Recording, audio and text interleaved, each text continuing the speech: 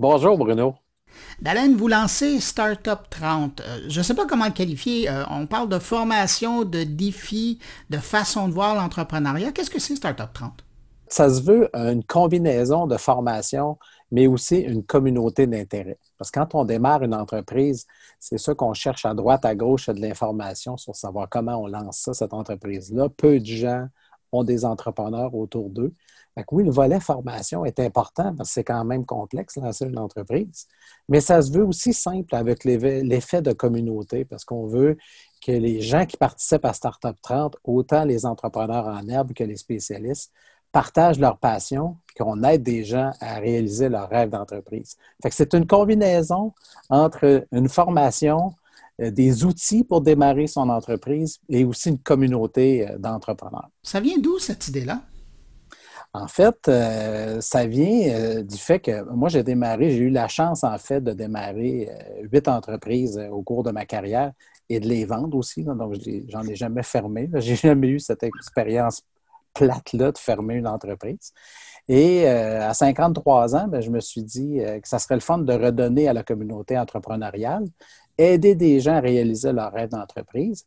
Je le fais déjà depuis quelques années dans le cadre d'incubateurs accélérateurs au Québec. Je trouve ça vraiment passionnant. Puis, je reçois souvent des appels d'entrepreneurs qui disent, j'ai envie de redonner à la communauté. Comment je fais ça? Il n'y a pas de structure pour être capable de le faire.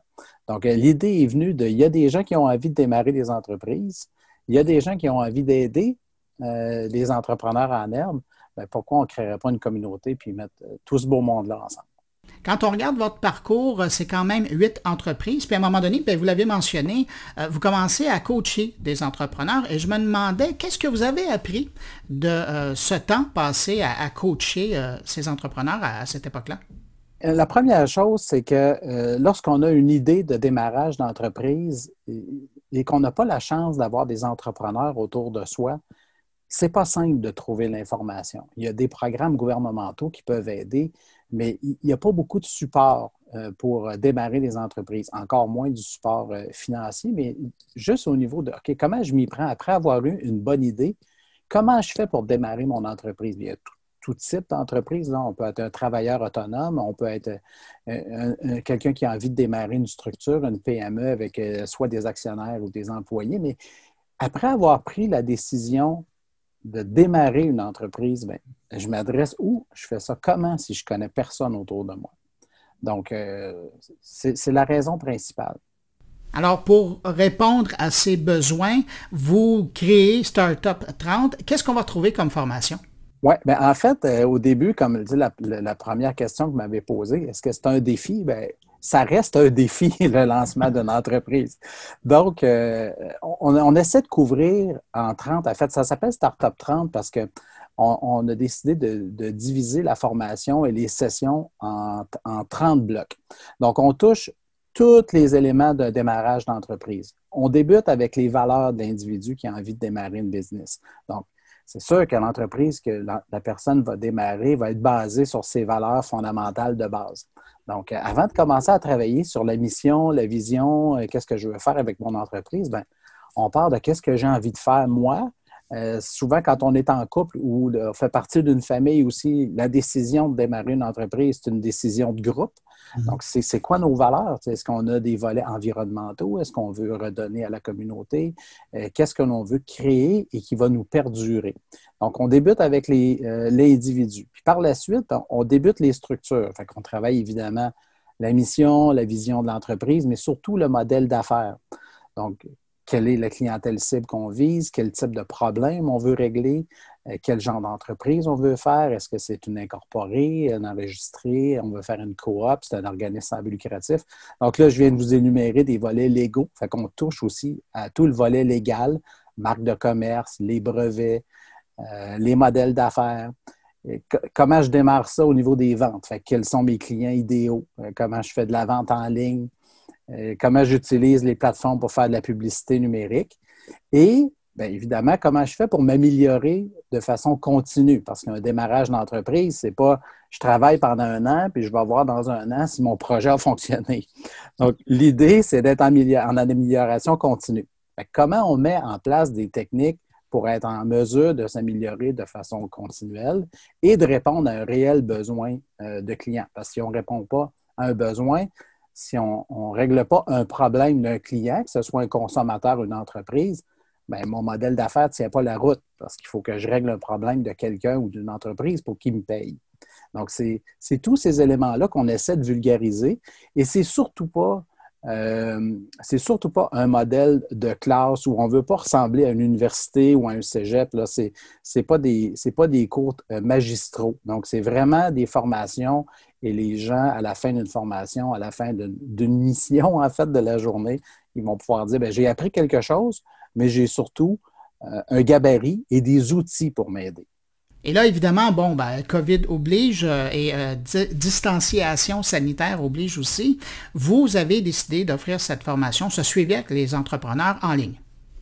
Oui, bien, la COVID, la situation a été ce déclencheur-là. Première des choses, les gens ne sont pas tout le temps nécessairement disponibles à une journée fixe ou à une heure fixe pour prendre une formation ou suivre une session. Ça, c'est la première chose. Donc, nous, des cohortes, en fait, des groupes d'entrepreneurs, on a un démarrage à chaque lundi. Donc, au lieu d'attendre un démarrage à un moment fixe dans l'année, donc bien, à chaque lundi, on a un groupe qui démarre. Donc, si tu as une idée dans la semaine d'avant, mais attendre au lundi pour que ça démarre, c'est pas trop long. Mais juste ça, ça dit beaucoup sur votre approche. On se veut énormément, beaucoup de flexibilité. On utilise évidemment les plateformes numériques. On a un groupe Facebook privé où les gens peuvent venir échanger. Autant les participants du programme que les intervenants, les experts viennent échanger, participer, répondre à des questions. On fait des sessions de formation live à chaque semaine via un meeting Zoom. Les sessions sont tous préenregistrées. Donc, sont disponibles, les sessions de formation sont préenregistrées, sont disponibles en tout temps, en temps réel, via notre plateforme de formation. Les gens peuvent réécouter, aller à leur vitesse, parce qu'on dit Startup 30. L'idée, c'est de faire le programme en 30 jours. Donc, à chaque jour, tu as une mission ou une session. Si c'est trop rapide, bien, les gens, ils vont à leur rythme, il n'y a aucun problème. S'il y a des gens qui veulent le faire en 6 mois ou 1 an, aucun problème. Les gens, ils vont à leur vitesse. Donc, nous, on n'applique pas une vitesse pour que les gens puissent faire les sessions. Le plus rapide qu'ils peuvent faire, c'est une session par jour. Donc, la promesse, c'est en 30 jours ou en 30 sessions, si les gens suivent la formation, suivent les recommandations, c'est qu'ils auront une entreprise démarrée et ils auront probablement déjà commencé à avoir des clients prospects. Est-ce qu'il y a des prérequis? À quel type de personnes s'adresse cette formation-là? La passion, ça, c'est le prérequis. Donc, la passion. Deuxièmement, bien, démarrer une entreprise, ça demande du temps. Donc, les gens qui se lancent dans cette aventure-là, que ce soit Startup 30 ou n'importe quel démarrage d'entreprise, bien, ça prend le temps qu'il faut et il faut mettre du temps pour démarrer son entreprise. Il n'y a pas d'autres prérequis. Donc, il n'y a pas de prérequis académiques. N'importe qui a une passion, qui a envie de démarrer un projet d'entreprise est le bienvenu. Et nous allons utiliser tout ce qui est numérique. Donc, une entreprise, s'il y a un prérequis, Bruno, ça serait d'utiliser les nouveaux médias, en fait. Mais qui n'utilise pas l'Internet et le numérique aujourd'hui, là, que ce soit pour attirer de la clientèle. Ça peut être un magasin physique ou une entreprise de service. Dans tous les cas, utilisons le levier des médias numériques pour être en mesure d'aller acquérir de la clientèle, la garder, la fidéliser. En terminant, quelqu'un qui est intéressé par Startup 30, à quel endroit il peut se rendre pour obtenir plus de renseignements? Le site web, donc nous aussi, on est complètement numérique. Donc, site web, startup30.co, startup30.co.